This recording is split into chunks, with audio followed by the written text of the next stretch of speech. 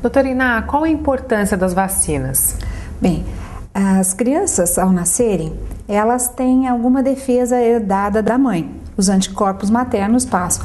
Esses anticorpos vão diminuindo com o passar de alguns meses e a criança então fica praticamente sem defesas.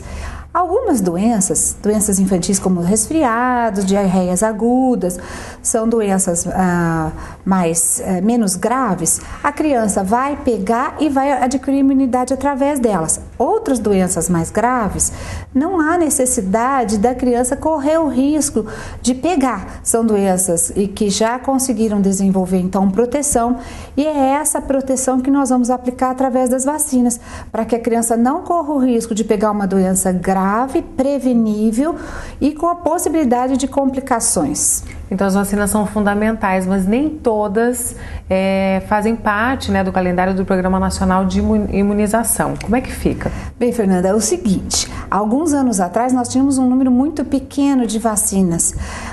Graças a Deus, o Programa Nacional de Imunizações vem se atualizando e com um número cada vez maior e de vacinas muito boas. Além das vacinas oferecidas pelo serviço público, temos a doença varicela, que é a popular catapora, que uma vacina que não consta no calendário, mas a Sociedade Brasileira de Pediatria e a Sociedade Brasileira de Imunizações, elas recomendam. A hepatite A, a hepatite B, ela faz parte do calendário. A hepatite A não está ainda sendo oferecida pelos postos. A vacina HPV, que não é para bebê, é para moças, né? Já na fase da puberdade até 42 anos agora, podemos falar um pouco sobre isso depois.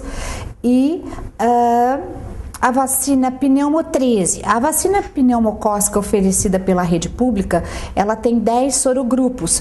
E existem 2 sorogrupos importantes que não são contemplados nessa vacina. O que são os sorogrupos? Sorogrupos são subtipos de uma mesma bactéria. Sim. Então, o pneumococo, uma bactéria que causa pneumonia, meningite, otite e sinusite, entre outras doenças, ele tem mais de 60 subgrupos ou subtipos. Alguns são mais agressivos e invasores. A vacina pneumo 10 já foi um grande avanço na saúde pública, mas existem também vacinas que estão indo além. Assim como, por exemplo, a vacina do rotavírus. O rotavírus é um vírus que causa diarreia, febre, vômito em bebês. A vacina oferecida pela rede pública, que é ótima e que já foi um avanço no número de hospitalizações e de morte relacionadas à diarreia, existe agora uma vacina que é um upgrade com todos os 5 subgrupos do rotavírus. Então a mãe deve saber também que ela tem essa possibilidade de estender a proteção. Sim. Agora, quais são as vacinas que não entram, então, no calendário? Bem, elas são recomendadas, mas o Estado ainda não pode prover. Sim. Hepatite A, varicela, HPV. Tá? Elas são muito caras? Olha, a varicela e a hepatite A não. A HPV, por ser uma vacina de uma tecnologia totalmente diferente, ela foi desenvolvida depois de anos de pesquisa, ela ainda é uma vacina cara. Então, seria indicado para meninas pré-púberes e púberes, né? Até moças até 42 anos. E ela é cara, são 3 doses, as pessoas pensam muito sobre essa questão do preço.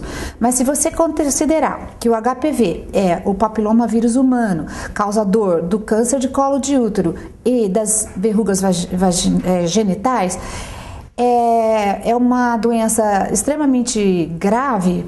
Nós estamos falando aqui na prevenção de um câncer. Claro. O câncer que mais mata é o de mama na mulher. O segundo é o de colo de útero. Se nós pudermos prover isso aos filhos, sem dúvida, seria muito importante. Claro, com certeza. Posso fazer um parênteses sobre o HPV? Sim, sim. O HPV ele está indicado pela Anvisa, que é o órgão regulador brasileiro das drogas, da vigilância sanitária, para meninas de 9 a 26 anos. Nos Estados Unidos, eles têm um órgão, que é o FDA, que já expandiu este ano a indicação para meninas de 9 a 42 anos e meninos. Os meninos, eles, quando contaminados pelo HPV, poderiam desenvolver o câncer de pênis. É muitas vezes menos frequente do que o colo de útero, mas também existe. E o menino é aquele que, em mantendo relação, pode estar transmitindo. Então, já foi ampliado para a população americana, essa indicação foi ampliada, e no Brasil já tem um movimento para que a Anvisa logo também amplie. Sim. Quando a gente fala de bebês, as mães ficam apreensivas sobre a reação das vacinas. Vai dar febre? O que vai acontecer? Pode falar um pouquinho sobre essas reações pra gente? Pois não, Fernanda. Toda vacina dá um pouco de reação. Vamos entender que a vacina é o vírus ou a bactéria, ou às vezes até o toxoide de um desses dois micro-organismos, muito atenuado e a ponto de não causar a doença, e vai apenas estimular o sistema de defesa imunológico para responder e criar anticorpos. O que ocorre? Que em menor ou maior grau, uma certa indisposição, uma dor local, uma febre vai acontecer. De um modo geral, 20% das vacinas dão uma reação no dia seguinte ou no mesmo dia da aplicação. O que fazer? Um endurecimento, um processo inflamatório, uma dor local e uma febre baixa podem ser tratados com antitérmico. Na criança, sempre o paracetamol ainda é o mais seguro. Banhos, uma boa hidratação. Não se deve fazer compressa quente nas vacinas, porque você conserva as vacinas numa temperatura mais baixa. Se você aquecer muito no dia, você pode até perder a vacina. Vai desnaturar as proteínas dessa vacina. Até talvez, se houver um endurecimento, uma compressa fria. Manter assim a calma, porque normalmente essa febre depois de 1 a 2 dias vai embora. Então, os banhos são muito importantes, intercalados com os antitérmicos. Agora, se a criança começar a apresentar outros sintomas, uma manutenção da febre além de 48 horas, isso pode estar relacionado a outro problema ou uma reação adversa um pouco mais importante, e o pediatra deve ser consultado. E para descobrir isso, se a criança tem alguma predisposição ali, existe uma contraindicação de vacinas? Como é que funciona? Como é que se descobre que essa pessoa não pode tomar determinada vacina? Hoje em dia, nós sabemos que há uma contraindicação absoluta das vacinas de um modo geral. Estou falando todas como um grupo. Sim. É muito específico. Você só tem contraindicação quando a pessoa apresenta um choque anafilático grave relacionado à dose anterior, ou a vacina ou um componente da vacina. Então, portanto, para não se indicar mais vacinas, teria que ser um quadro assim. Vamos dizer o que é um choque anafilático. O choque anafilático é uma reação alérgica muito séria com coceira, pintar todo o corpo, começa a inchar pálpebras, mucosas da boca, a pessoa começa a ficar rouca, desenvolver falta de ar e vai dar o que a gente chama de edema de glote, que as pessoas usam o termo popular de fechar a garganta. Isso é um choque anafilático. Então, uma contraindicação absoluta das vacinas é um choque anafilático com a dose anterior. Todas as outras reações, elas são consideradas leves, então pintou um pouquinho o corpo, não é problema. Tem o que o pediatra orientar para a próxima dose de como a mãe vai agir, tá? Teve uma febre mais alta, como vai agir também intercalando antitérmicos. Alguém diz assim, olha, eu uma vez comi ovo e cocei um pouco. Algumas vacinas teriam contraindicações à alergia grave ao ovo. Por exemplo, a vacina da gripe, a vacina da febre amarela e a vacina tríplice viral, sarampo, rubéola e cachumba. Mas até alguns anos atrás, qualquer suspeita de alergia ao ovo, a criança não receberia uma dessas vacinas. O que pode ocorrer é que a doença em si é mais grave do que uma reação alérgica leve. Então, você corre risco de sequelas importantes após essas doenças se você não fizer a vacina. Então, já sabemos que para a pessoa não receber a vacina é choque anafilático, reação grave e não uma pequena reação. Por quê, Fernanda? A quantidade de proteína do ovo é tão pequena, que a criança entra em contato no dia a dia. É muito difícil num alimento já industrializado, não ter entrado em contato com essa proteína. E então a gente hoje praticamente não tem contraindicações importantes nas imunizações. O inverno está chegando e a gripe também, né? Isso é natural, acontece. Todo mundo já pegando. Né? Exatamente. E ao contrário do que muita gente pensa, a gripe é considerada uma doença séria e pode ter consequências graves também, né? Nós temos muitas dúvidas em relação a essa vacina da gripe. Será que funciona mesmo? Será que eu vou tomar e vou ficar com gripe? Né? Fala pra gente como é que ela funciona, quem deve tomar, quem não deve tomar. Certo. A vacina da gripe, ela é uma vacina tranquila porque ela é feita a partir de um segmento da cápsula do vírus morto. Então, nós não estamos, como em algumas outras vacinas, por exemplo, nós falamos da tríplice viral, sarampo, cachumba e rubéola. Essas são vacinas de vírus vivos atenuado. Entre o 5º e 12º dia, a criança que toma essa vacina de vírus vivo atenuado, ela pode desenvolver o que as mães falam sarampinho, uma febre, um vermelhinho pelo corpo.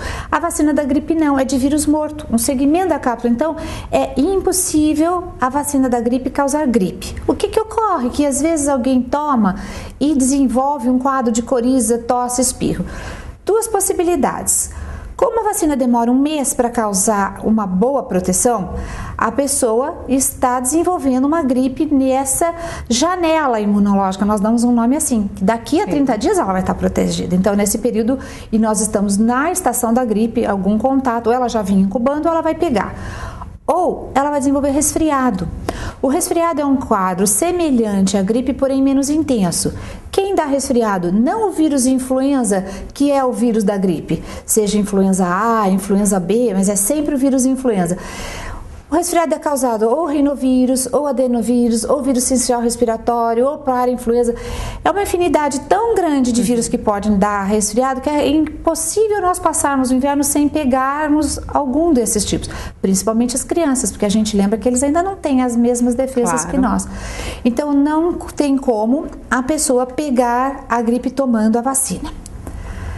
Para quem está indicado? Para todos que se interessam em proteger. Grupos específicos está oficialmente indicado que devam receber. Quem são eles? Bebês de 6 meses até 2 anos incompletos, indígenas, gestantes, idosos e o pessoal da área de saúde que recebe esse paciente diretamente. Porém, nós pediatras acreditamos que toda criança mereceria. A Sociedade Brasileira de Pediatria lançou esta semana um comunicado a todos os pediatras dizendo que a gente deve sim estimular que todas as crianças recebam. Elas vão à escola, elas têm muito contato e acabam trazendo até para casa os vírus e a gente acaba se contaminando com crianças. Um trabalho bem interessante recente mostra que idosos que convivem com netos ficam muito mais doentes, principalmente pela gripe, do que idosos que não convivem com netos. As crianças são os vetores e adoecem e têm as complicações da gripe. A gripe é uma doença séria porque além de ela causar um mal-estar muito grande, uma febre muito alta, então dor no corpo, cansaço, coriza, congestão, dor de cabeça, febre alta, ela favorece complicações bacterianas secundárias. Então a pneumonia, a otite, a sinusite. Então o bebê e os idosos acabam ficando muito doentes. Muito obrigada pela sua participação. Fernanda, obrigada pelo convite. Até a próxima. Até a próxima.